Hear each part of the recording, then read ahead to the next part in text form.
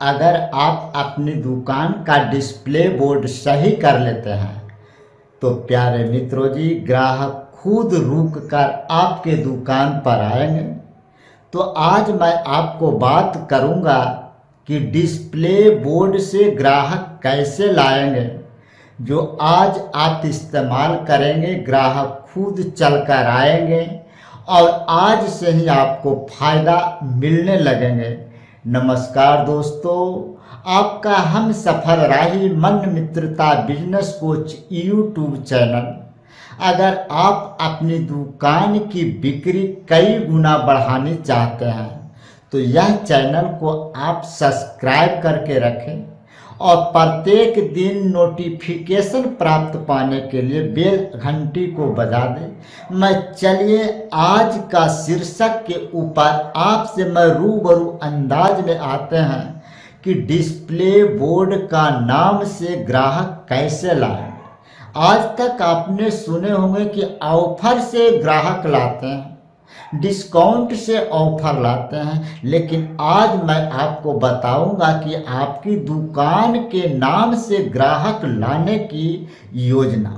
तो इस वीडियो में मैं दो रीजनल पॉइंट पर आज आपसे मैं बात करेंगे कि दुकान का नाम क्या होनी चाहिए और दुकान का नाम से मुझे क्या फायदा मिलने वाले हैं, जो आगे चलकर मुझे पावरफुल साबित होंगे, सहूलियत प्रदान होंगे काम करने में। वीडियो अच्छा लगेगा तो आपको लाइक कीजिएगा, सब्सक्राइब कीजिएगा। चलिए फटाफट उन ट्रिक के बारे में जो आज तक आप नहीं जानते हैं कि दुकान का नाम क्या होना चाहिए। तो सबसे पहले यह समझते हैं कि दुकान का नाम और ग्राहक दोनों में क्या समतुल्य विभाजन है। क्या डिस्प्ले बोर्ड से दुकान पर ग्राहक आ सकते हैं? तो इसका साफ साफ आंसर है यस, जरूर आएंगे।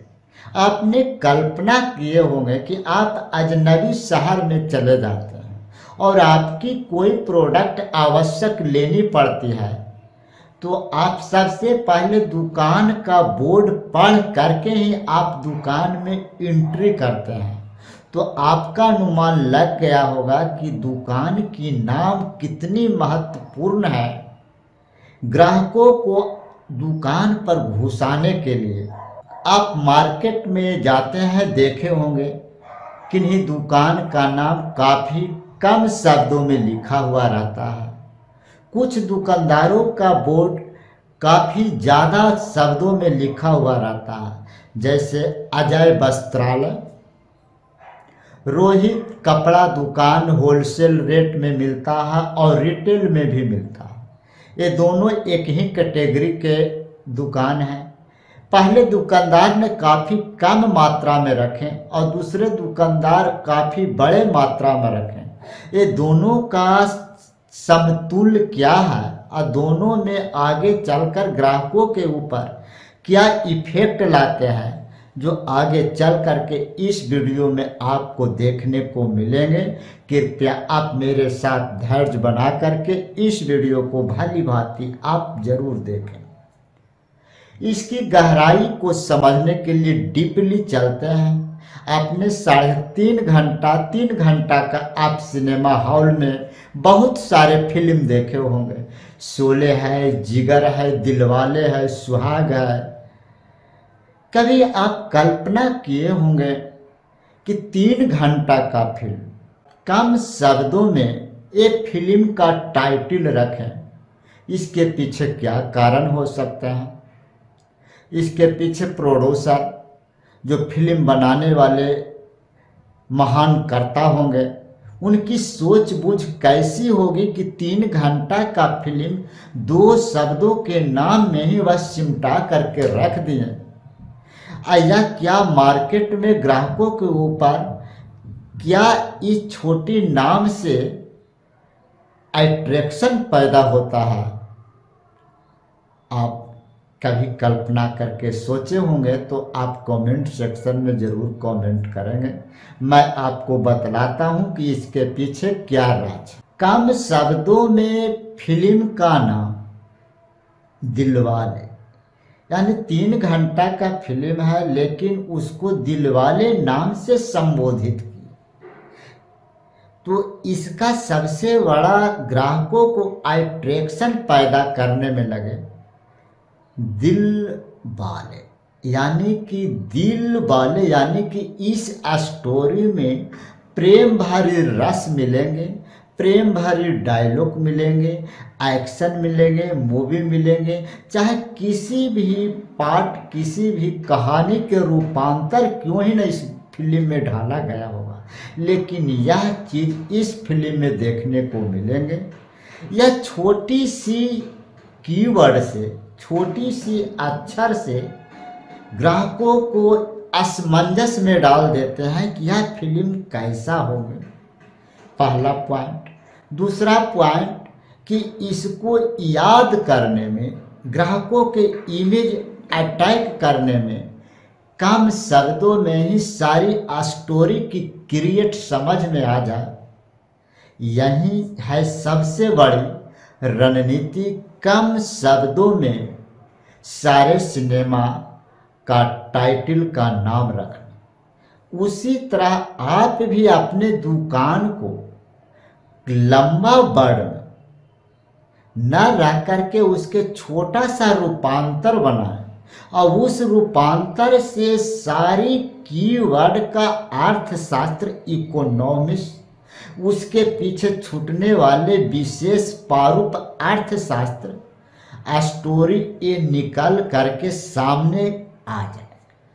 जैसे अजय वस्त्रालय, अजय उसका अपना नाम होंगे, वस्त्रालय यानी कि कपड़ा की दुकान, यानी कि अजय तो आपका एक सिंबल होगी, लेकिन वस्त्रालय मेरा कपड़ा का दुकान है और all range product A to Z, यानी कि 2 लाइन में ही पूरी कहानी की स्टोरी समाप्त कर दी है।